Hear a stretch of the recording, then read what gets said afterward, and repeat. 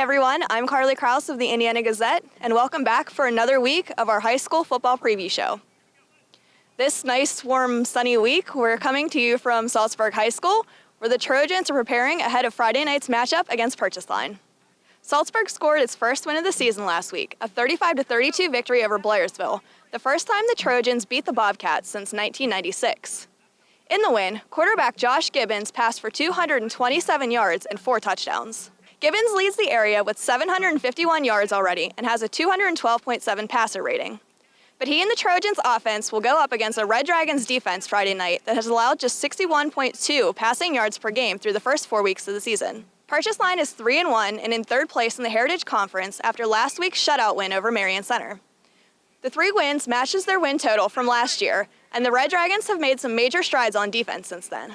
On offense, Purchase Line will look to use its strong rushing attack against a Salzburg defense that's last in the conference, allowing 414.2 yards per game, including 280.5 on the ground.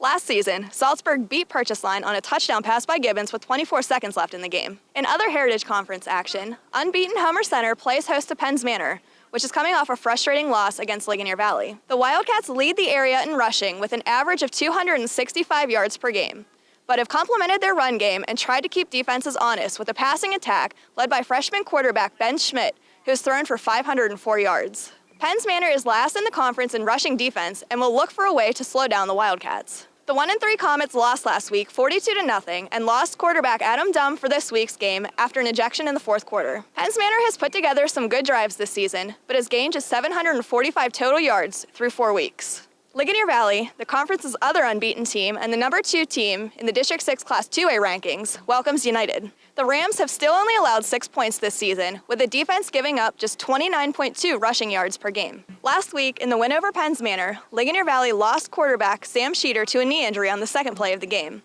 But the Rams kept rolling, with John Caldwell and Jackson Doherty splitting time at the position. The Ligonier Valley offense will have another chance to shine Friday against the Lions, who are tied for last in the area in pass defense. United struggled last week in a blowout loss to West Shamokin without quarterback Kyle Silk and running back Tyler McLaughlin, who both set out with an injury.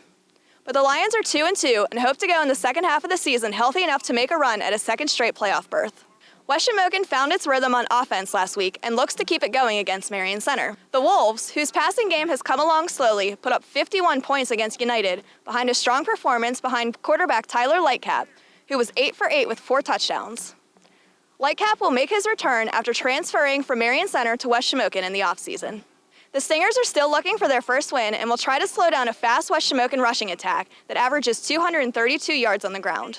Northern Cambria, which is coming off 2 straight losses, travels to Blairsville this week. The Colts will try to get back on track after getting banged up the past 2 weeks against Ligonier Valley and Homer Center, and the Bobcats will try to bounce back from their loss to Salzburg. Blairsville's Noah Sleesman is second in the area with 398 rushing yards, but the Bobcats haven't had much else going on offense, averaging 19.5 points and 271.5 yards per game. Northern Cambria finally had success in its passing game in last week's loss and hopes to keep its offense two-dimensional with or without running back Logan Unks, who was injured late in the game against Homer Center. In order to notch its first win of the season Friday at 2-2 Newcastle, Indiana will likely look to senior receiver Tommy Arbuckle early and often. The area leader with 17 receptions through 3 games, Arbuckle logged career highs with 9 catches for 147 yards in last week's loss to Blackhawk. His 3 touchdowns lead an Indians team that still hasn't found its groove offensively, but quarterback Luke Thomas enters this week with an opportunity to improve on the team's 157 passing yards per game.